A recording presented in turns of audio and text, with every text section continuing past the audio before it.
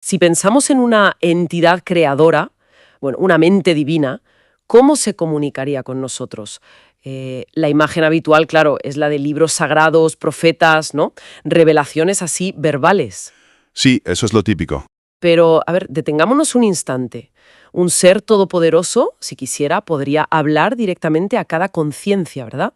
Sin filtros, sin ambigüedades. Claro, tendría sentido. Y sin embargo, esa comunicación tan directa, universal y clara, pues parece que no se da así, ¿no? No de esa manera tan obvia, desde luego. Hoy nos vamos a sumergir en unos textos muy, muy sugerentes que nos llegan de los siglos XVI al XVIII, figuras clave del pensamiento moderno, ético, jurídico, político, científico también, Mentes brillantes, sí. que imaginaron la voz de Dios de maneras, pues, radicalmente distintas a la tradición. Vamos a explorar esas perspectivas alternativas. Y el objetivo es precisamente entender cómo estos pensadores encontraron esa comunicación no tanto en textos escritos, sino, digamos, incrustada en la propia razón humana, Ajá. o en las leyes que parecen gobernar la naturaleza, en la asombrosa armonía matemática del universo, o incluso en esa brújula interna, la conciencia moral, el anhelo de justicia. Interesante. Pero también, y esto es crucial, tocaremos el tema de la prudencia. Hay que entender el contexto. Muchos tuvieron que, andarse con cuidado, usaron referencias bíblicas, lenguaje teológico. Para no chocar con el poder de la Iglesia, ¿no? Exacto. Para evitar problemas en una época de control muy estricto, buscaremos entender qué había realmente detrás de esa fachada necesaria. Muy bien, pues empecemos a desentrañar esto. ¿Qué tal si comenzamos por el ámbito de la ética, el derecho, la política? Ahí vemos a pensadores fundamentales buscando esa huella divina más allá de la palabra escrita. Sí, encontrándola en la estructura misma de la razón y en la posibilidad de un orden social justo. Por ejemplo, Francisco de Vitoria, ¿no? Una figura clave de la escuela de Salamanca. Él parece identificar la voz de Dios en la razón natural. Eso es. Esa capacidad que, en teoría, compartimos todos los seres humanos. La dignidad de la persona, la base para la justicia entre pueblos. Vitoria creía que esto no venía principalmente de las escrituras. No, venía de esa racionalidad innata, que sería como un don divino, ¿no? Claro. Y la conciencia moral, ese impulso al respeto mutuo, esa sería la verdadera comunicación divina para él. Era algo muy fuerte, que el orden moral y jurídico natural tendría validez et si Deus non daretur, o sea, incluso si Dios no existiera. Vaya. Pero ojo, él considera que la razón, esa facultad que nos permite entender el derecho natural y buscar la paz, es la forma más sublime en que lo divino se manifiesta en nosotros. La justicia universal como reflejo de una armonía superior. Es fascinante esa conexión entre razón y divinidad, pero no todos iban por ahí exactamente. Pensemos en Spinoza. Baruch Spinoza dio un paso mucho más radical, ¿verdad? Con su famosa identificación. Deus sive natura. Spinoza es rompedor. Dios o la naturaleza. Para él son la misma cosa. Dios es la naturaleza. Sí. Rompe con la idea de un Dios personal que da órdenes. Para Spinoza, Dios es el orden eterno, inmutable, de las leyes naturales. No habla como nosotros entendemos hablar. ¿Y entonces cómo se comunica? Se expresa a través de la estructura misma de la realidad. Comprender el mundo racionalmente, vivir en armonía con esas leyes naturales, esa es la única religiosidad auténtica. La única forma de escuchar a Dios, sin dogmas, sin intermediarios. Es una visión profundamente inmanente. Claramente un enfoque muy distinto al de, pongamos, Immanuel Kant, ya a finales del XVIII. Aunque ambos tiran de la razón, Kant parece encontrar esa comunicación divina en otro sitio, ¿no? Exacto. Kant la sitúa en la estructura misma de nuestra conciencia moral. Ahí dentro. Ajá. La comunicación divina no necesita venir de fuera, dice él. Reside en la ley moral interna, el famoso imperativo categórico. El deber por el deber. Eso es. Ese sentido del deber, esa voz interior que nos dice qué es lo correcto, más allá de nuestros deseos o las consecuencias. Eso es para Kant el lenguaje silencioso de lo trascendente. No es un Dios que interviene activamente, sino cuya presencia se siente en esa exigencia moral incondicional. Una autonomía moral, sí, pero con un eco de lo absoluto. Vemos entonces un abanico interesante. Vitoria y la razón natural compartida, Grocio y la razón jurídica universal, Spinoza y la naturaleza misma, Kant y la ley moral interna. Todos parecen coincidir en algo clave. ¿En qué? en que la comunicación esencial de lo divino no es verbal ni externa. Precisamente. Esa es una transformación clave del pensamiento moderno. La idea de revelación se interioriza o se naturaliza, por así decirlo. Deja de ser un mensaje dictado desde arriba. Exacto. Y se convierte en algo que se descubre a través de la propia capacidad humana. Razonar, sentir moralmente, buscar un orden justo. Dios, si quieres llamarlo así, ya no habla, sino que se entiende o se experimenta a través de nuestra propia naturaleza y la del cosmos. Y eso nos lleva directos al otro gran escenario de esta transformación, la revolución científica. Ajá. Si los filósofos morales y políticos buscaron a Dios en la razón y la justicia, ¿dónde lo encontraron los grandes científicos de la época? Kepler, Galileo, Newton. Pues literalmente, lo encontraron en los cielos y en las leyes que los gobiernan. Para ellos, el universo mismo era el gran libro de Dios. Pero no escrito con letras. No, escrito con matemáticas, con geometría, con armonía. La observación empírica y el razonamiento matemático se convirtieron en las herramientas para descifrar ese lenguaje cósmico. Pensemos en Copérnico. Su modelo heliocéntrico no fue solo una revolución astronómica, ¿verdad? Para él tenía una dimensión más profunda. Totalmente. Creía que Dios se expresaba en la belleza y la simplicidad matemática del cosmos. Reordenar los planetas, poner al Sol en el centro, era descubrir la verdadera armonía de la creación. Una revelación del diseño divino, vamos. Y Johannes Kepler fue aún más lejos en esto, creo. Sí, Kepler estaba obsesionado con encontrar las armonías matemáticas del universo. Sus famosas leyes del movimiento planetario no eran solo fórmulas frías, eran para él las notas de una sinfonía cósmica. Una sinfonía compuesta por Dios. Algo así. Creía que la geometría era coeterna con Dios, su lenguaje sagrado. Entender esas proporciones era literalmente leer la mente del Creador. Leer la mente del Creador a través de las matemáticas.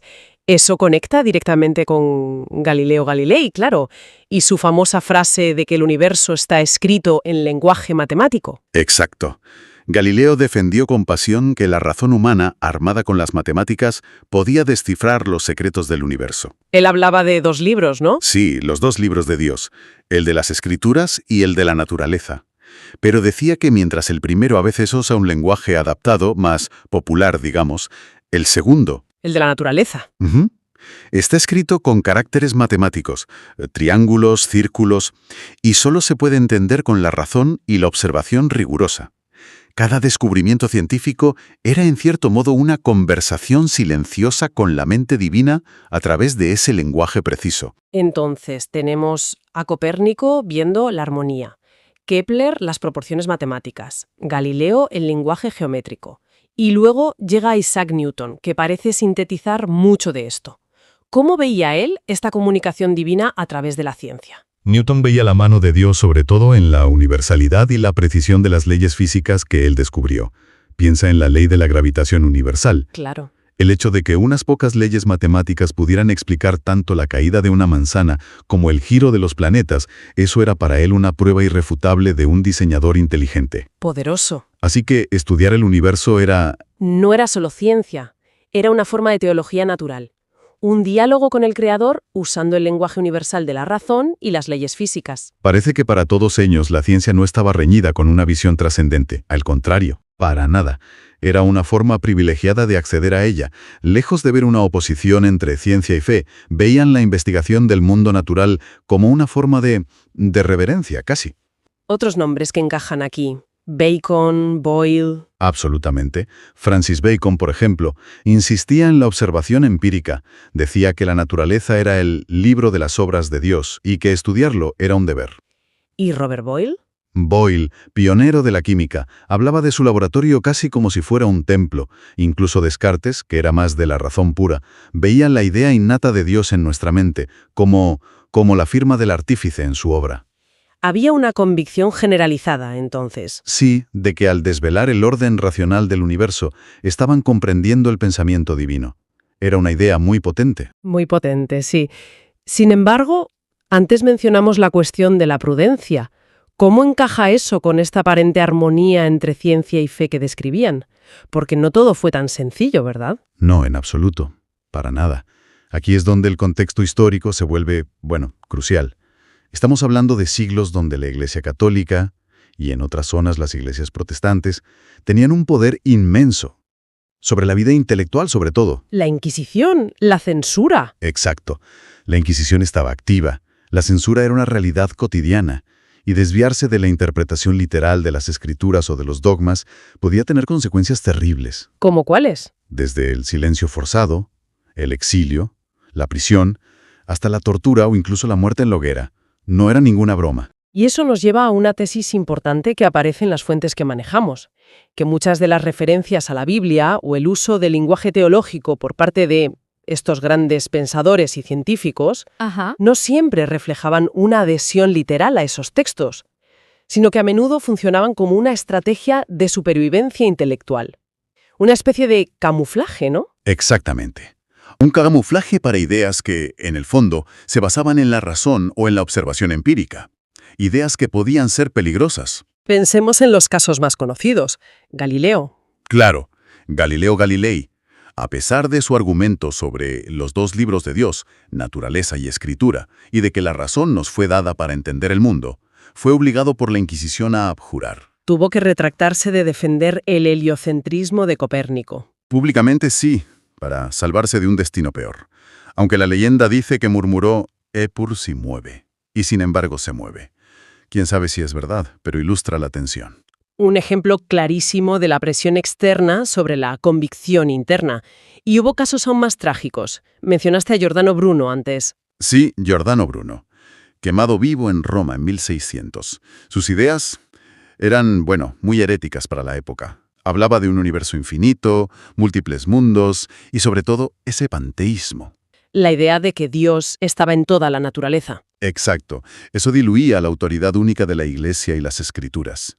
Su destino fue una advertencia brutal para cualquiera que se atreviera a desafiar los límites. Y eso tuvo consecuencias, claro. Sí, se sabe que estos eventos influyeron en otros. Por ejemplo, Descartes decidió no publicar su tratado de física, El Mundo, cuando se enteró de la condena de Galileo. Por prudencia, evidentemente. Entonces, ¿cómo se manifestaba concretamente esa prudencia en sus escritos? ¿Cómo disfrazaban sus ideas para que pasaran la censura? Pues lo vemos de varias maneras. Descartes, como decíamos, usa a Dios como garante último de la verdad, del conocimiento claro y distinto. Eso le da un barniz teológico a su sistema que en el fondo es profundamente racionalista. Vale. ¿Y Bacon? Bacon habla del libro de la naturaleza junto al libro de Dios, sí, pero su énfasis está clarísimamente en el método empírico para leer el primero. Lo prioriza de facto. ¿Newton? Newton, aunque era profundamente religioso a su manera, veía las leyes matemáticas del universo como la verdadera revelación divina, accesible a la razón humana, más allá de lo que dijeran las interpretaciones eclesiásticas. ¿Y en el campo ético-político también pasaba? ¿Con Vittoria, Grocio, Locke? También usaban a menudo un lenguaje basado en Dios, la ley divina, la ley natural, pero lo que estaban fundamentando en realidad eran derechos y principios basados en la razón universal, en la dignidad humana inherente. Ideas que, presentadas sin ese ropaje religioso, podían chocar frontalmente con las estructuras de poder de la época. Parece entonces que muchas de estas referencias religiosas eran, una concesión necesaria al contexto, más que una expresión directa de su pensamiento más íntimo sobre qué era realmente la revelación. Eso es lo que sugieren las fuentes al analizar el contexto histórico y los textos con cuidado. La verdadera revelación, para muchos de estos pioneros del pensamiento moderno, no parecía residir tanto en un texto antiguo, interpretado por una institución, Sino más bien, sino en la capacidad humana, la capacidad de razonar, de observar el mundo con precisión, de sentir empatía, de buscar la justicia, de maravillarse ante el orden matemático del cosmos. Esas parecían ser las vías auténticas para conectar con lo trascendente, o para entender la mente detrás de la realidad, si quieres verlo así. recapitulando un poco nuestro recorrido de hoy, hemos visto un desplazamiento extraordinario, ¿no? Sí, bastante notable. La idea de una comunicación divina, que es sobre todo verbal, externa, que viene a través de textos o profetas, pues esa idea da paso a una concepción mucho más inmanente. Ajá. Una comunicación que se percibe dentro, a través de la razón, la conciencia moral, o que se descubre en la estructura misma de la naturaleza, usando la observación, las matemáticas. Ya no se trata tanto de oír una voz que habla desde fuera. Exacto. Sino más bien de entender una estructura, una lógica, una armonía que está ahí. Precisamente. La conclusión fundamental que podemos sacar de este análisis es que el pensamiento moderno, tanto en su vertiente ético-política como en la científica, redefine la propia noción de revelación. La redefine por completo. Ya no es principalmente una palabra escrita y custodiada por una institución. Se convierte en una razón viva, inherente al ser humano, o en una naturaleza inteligible que se ofrece a la investigación. La filosofía y la ciencia se postulan en este sentido casi como nuevas formas de interpretar esa comunicación silenciosa pero muy elocuente. Y esto nos deja con una pregunta final, ¿no? Algo para que reflexionemos. Sí, una idea que se desprende de todo esto que hemos explorado. A ver qué te parece.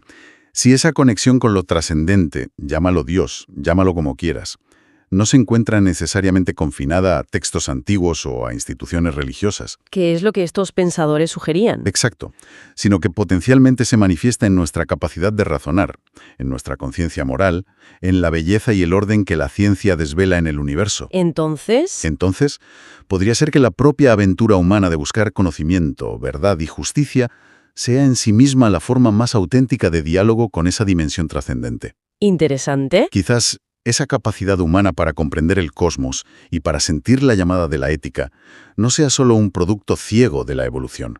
Quizás sea también la firma más profunda y personal que podríamos esperar encontrar. Es algo en lo que pensar, ¿eh?